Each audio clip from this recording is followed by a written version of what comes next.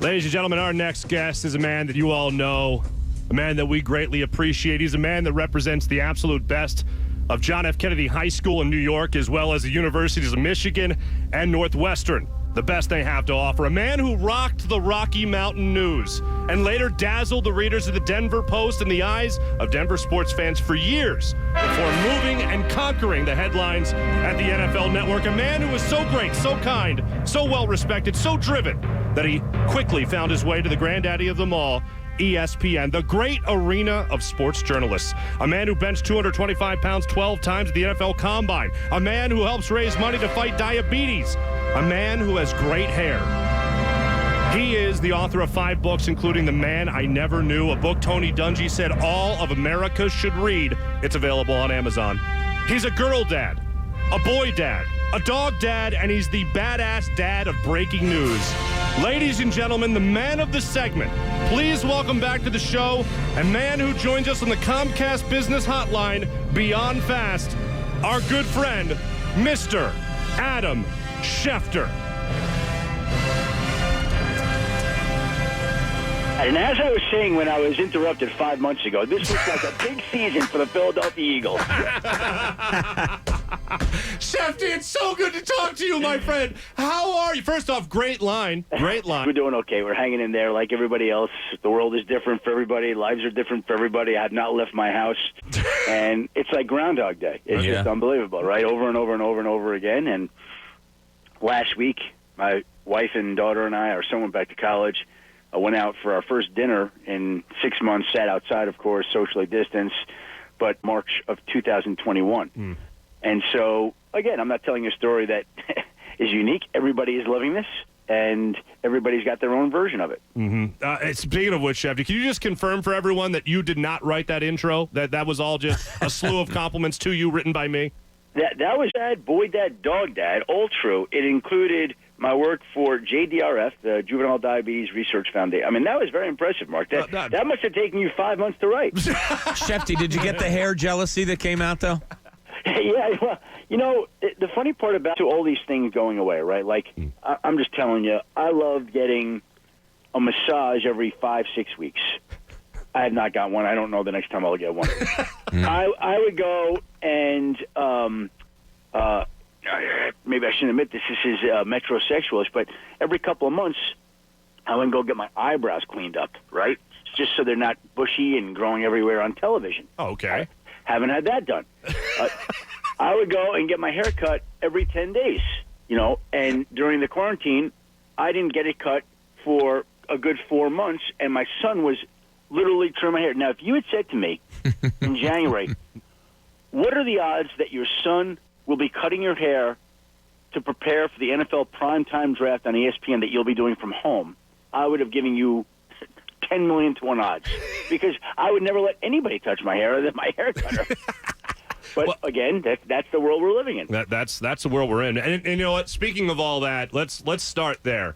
Because I know the Raiders just came out and said that they're not going to have fans at the stadium. I know there's other teams that are saying no, as of right now, no fans at stadiums and all that. Where are you on all this, and where do you think we end up in terms of having fans allowed at NFL stadiums? Right. Well, I think the Eagles are one of the teams that has not yet announced its decision about what it's going to do. And yesterday we got word that all the teams in California, Rams, Chargers, 49ers, will not have fans through the foreseeable future. We don't know whether that's going to be 1 game, 2 games all season. Who knows? We heard that the Buffalo Bills will open the season without fans. The great Bills fans. The Vikings indoors will not have fans. That announcement came yesterday. The Bengals will not have fans to open their season. And by my count so far, 5 teams, 5, have committed to fans. The Buccaneers, 25% capacity. Chiefs, 22% capacity. Colts, 25% capacity. Dolphins, 13,000 fans. And the Jaguars, 25%. I will say this. Every time I see the news that there's a team like the Bucs, Chiefs, Colts, Dolphins, or Jaguars that is having fans, I'm blown away. Like, I can't believe it. I'm like, they're having fans? Mm-hmm. What? Wow. Now, look, great. And look, they're operating by local and federal guidelines about what they can and can't do. And if they think they can do it, more power to them. And every fan that can go to a football game, good for them. I just think to myself, wow, 13,000 fans in Hard Rock Stadium. I wouldn't want to be around 13,000 people for anything. Mm-hmm. I don't care how socially distanced I am or outdoors I am. The Chiefs, at right now, they're at 22% capacity. The Bucks, Colts, and Jaguars reach at 25% capacity. Like, two Florida teams, well, all the Florida teams have fans, obviously. It's a work in progress as we go along, right? But I think we could look at this objectively and say, that seems odd. To me, it does. No, seems odd. I absolutely. Now, when it comes to the NFL having protocol of their own, are they just going to leave it up to the states themselves, Yeah. or are they going to try to sanction their own stadium? No, and you heard Sean McDermott, the Buffalo Bills head coach, come out yesterday and use the words utterly ridiculous, his exact words, utterly ridiculous that a team like the Miami Dolphins in his division can go have 13,000 fans, but the Bills have no fans. And I understand his point completely, and coaches put so much into their job. Everyone in the organization does. But I just say, in a year like this, there are going to be times where teams have certain advantages that others don't. There may be games where certain teams lose certain players that other teams don't. And I think that the victory, the win this year, is that we get football, and we get football all year. Now, we're going to have football. Like, I've been asked that question a lot. I still get asked that question. They are playing the season. Now, we don't know whether they'll be able to pull off the entire season. I think they will. I think they will, just my guess. But there are some things that could derail it, of course, and this thing is fluid and changes by the day. But a couple of things. We saw the league go full speed ahead for free agency and the draft, and I know that's not contact games with some fans in attendance somewheres, but, again, the league believes it's its job to just keep trucking along. And then when baseball was on the ropes here a short time ago, a few weeks back, and people were wondering if the season was on the brink, it was going to be canceled, you know what baseball did? They just soldiered on. And I think that's what football has to do if there are any setbacks and obstacles and adversity along the way. Like, you got to say, look, we hope that everyone's going to be okay, and we're going to do everything we can to keep people safe, but we're going to keep playing. And if the Eagles can't play the game this Sunday because they lost 26 players to the virus, then, okay, maybe we change the playoff formula to winning percentage instead of wins. And you adjust and you adapt. But they are going on. Like that game 2 weeks from tomorrow night, the Chiefs and the Texans, that a few months ago, I think all of us would have agreed would have been difficult to envision, is happening. That game is happening. And the games after that are happening. And the rest of the season will open on September 13th. And so yesterday when someone calls me and says, I got to ask you, is it going to be football? Yeah, there's going to be football. There's going to be football. And then we'll see how it goes from there. Shefty, with all the outlying factors that we talk about here, and there are so many of them, and you've hit on some already in the couple of minutes that we've had you, is it going to change the way the football game is played? Like, are we going to be watching good football? Are the best teams going to wind up with the best records? Or is this going to be a season of just like, oh, that thank God that's over. Let's move on to normalcy? Well, I don't think it's going to be a normal year, and I do think that there will be certain factors that influence the season, and there are some teams that have enormous home field advantages that goes away. And so right then and there, that to me balances the playing field. Like you saw in the NBA, right? There were some results. I guess the best teams prevail. Toronto puts away Brooklyn, and Milwaukee takes hold. But when Orlando beats Milwaukee in Game 1, look at the record. When was the last time? I think it was the first day that both number one seeds in both conferences lost. Right. That's an example right there of what we're going to see this year, I think.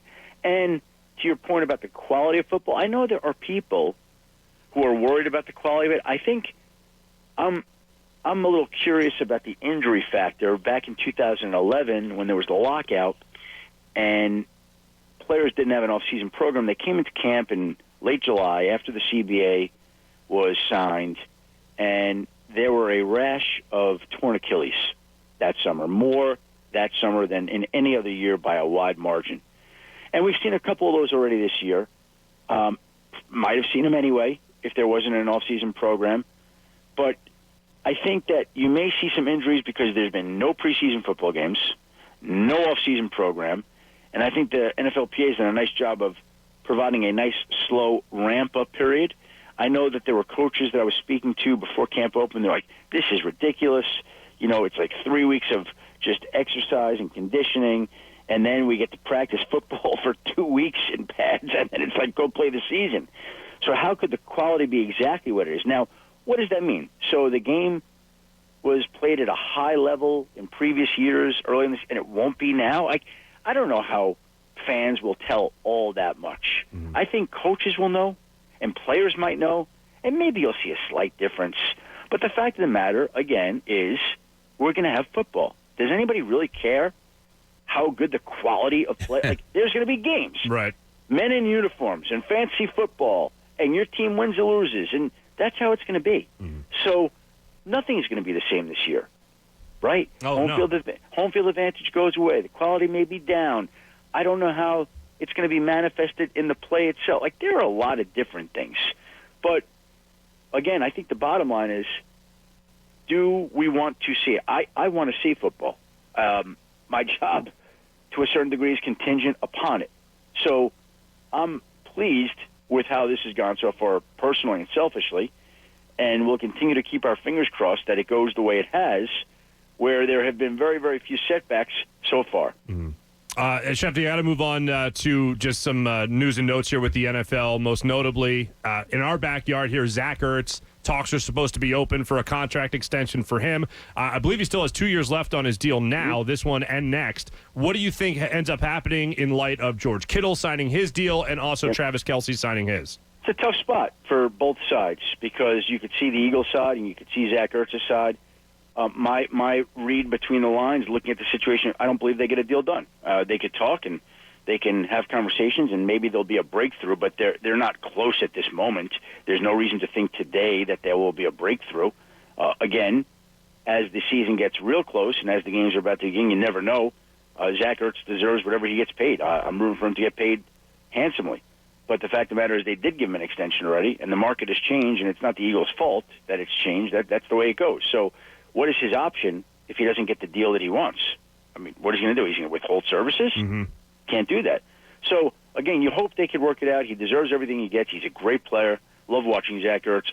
I just, right now, today, I don't see a deal getting done. You don't see it getting done in the near future, or you don't see it getting done at all? Well, at some point they'll get a deal, right? I don't see a deal getting done here this week, next week, before the start of the season. That's now. Let's see if I'm wrong. Okay, easy enough. I don't think anything is close. In fact, I don't think anything is close at this point in time. How about that? Okay, good enough. Jadeveon Clowney was a name that was thrown out there a lot. What do you think ends up happening with Jadeveon Clowney? There has not been a robust market for his services. He had a huge offer from the Cleveland Browns. He didn't take it. He had an offer from the Seahawks. They went in other directions. There has been continued to be talk about the Titans, and nothing's happened there. So, again, I just think here we are on August 26th, and he's still looking for work. And last year, when he was a franchise player, he was traded Labor Day weekend before the opener. I just look at that, to me, always as a critical breaking point where I would think he says, okay, time to get the best offer I can get, wherever that is.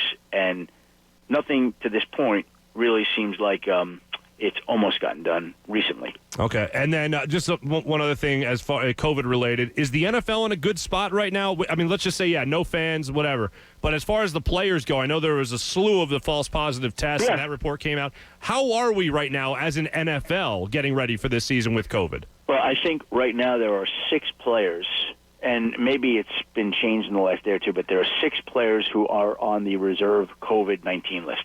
6. Which I think is incredible. Mm-hmm. And from August 12th to August 20th, no player tested positive at all. So when they began to go into pads to practice, nobody contracted the virus. So where are we? I think we are in a spot that is about as good as it could be right now. I also recognize it's fragile. Things can change very quickly.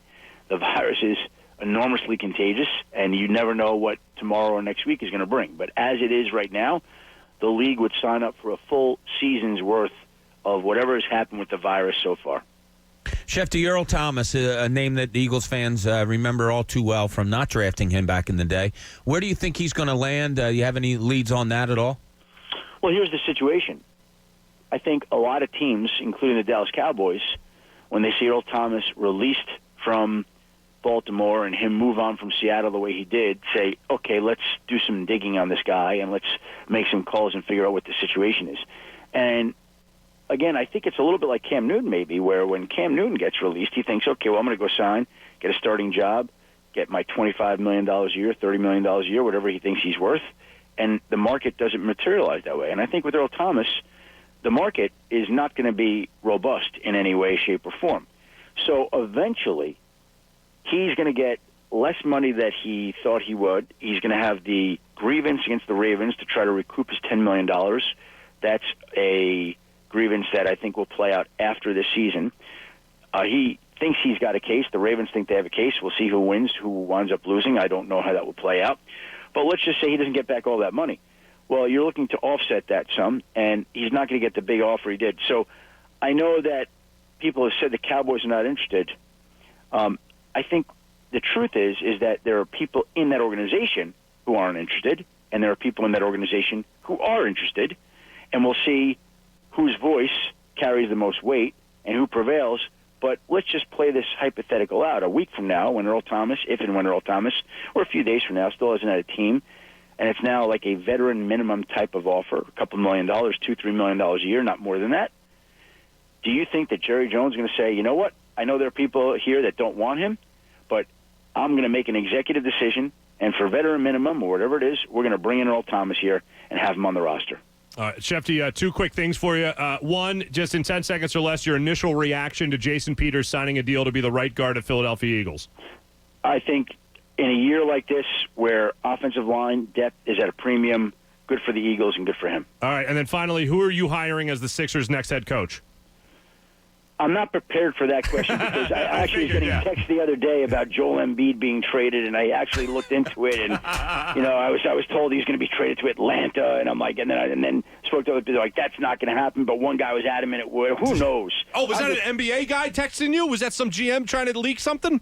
No comment, but I had a good source. Good Joel man. Embiid wind up in Atlanta, and I'm like, really? That would be interesting. What would that take? That's John Collins. That's a number one pick. Wow. No, but then I checked into it with other people because I was curious. Oh, sure. And they're like, no, that's not going to happen. And I'm like, okay. So it's one of those things that's just out there. Who knows? Well, Schefter, I meant every last damn word I had to say in your intro, my friend. It's great to have you back, brother. Nice to be back with you, man. I look forward to doing this every Wednesday. I'm not sure whether they're doing 7:30 or 8 or whatever it is. We'll figure that out. But I'm excited to be back with you guys. Miss being with you. Hope everybody in the Philadelphia area is safe and well, and let's have a great football season. Absolutely. Here. Adam Schefter joining us. Thanks, Adam. Thanks, guys. Thanks, Chef. Mark Farzetta with Bob Cooney and Jamie Lynch. Mornings on 97.5 The Fanatic. Philadelphia.